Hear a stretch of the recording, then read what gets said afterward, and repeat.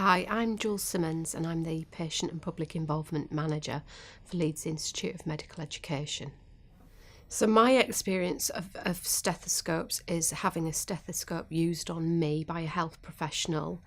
It was my GP at my local practice, and I went to see my GP.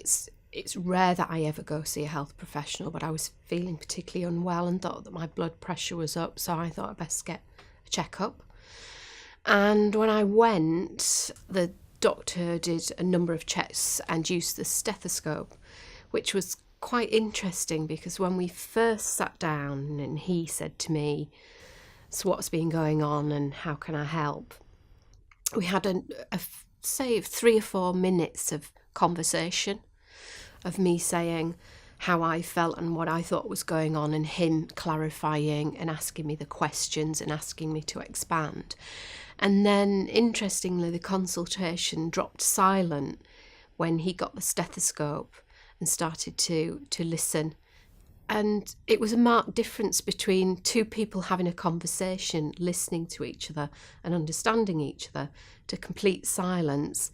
And I was just having something done to me. So when he was listening with the stethoscope in his ears, he didn't give me any eye contact, and I thought he had a worried expression on his face, which then started to make me worry.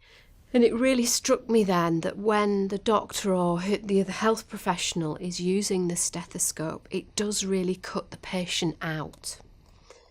Having worked in medical education for 15 years, I've seen advances in the way that we teach student doctors. And interestingly, the stethoscope remains an emblem of, I think, power. It denotes the professional in the room. It's often the doctor that's wearing the stethoscope. And I liken it to the white coats that the doctors used to wear.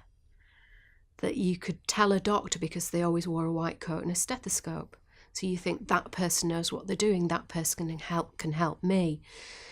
But medical education has definitely moved on, and it's more about a partnership between the health professional and the patient and maybe their carer or family members.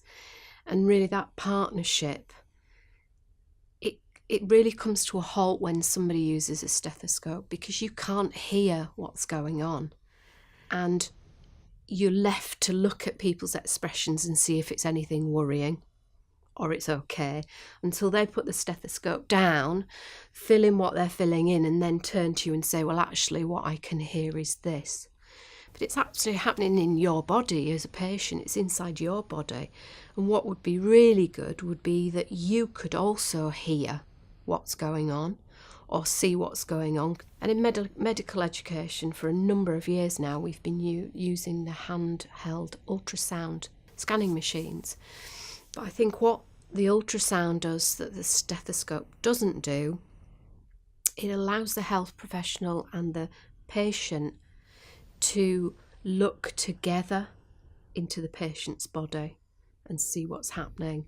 And I think it continues that conversation, that rapport that you've built up with the health professional. It doesn't mean you know exactly what's going on, but they can talk you through what's happening, what they're seeing. And it really is a partnership. And what we'd like patients to do is self-manage and take care of themselves so that they don't need emergency treatment from healthcare professionals. But in order to do that, we need to have that partnership and not take the authority and power away, but work with the patient so that they understand what's going on. The stethoscope's been around a long time, 200 years. I think the stethoscope's here to stay, but I think there are other things that we should be using first, really, to advance medicine and to encourage people to look after their own health and take responsibility.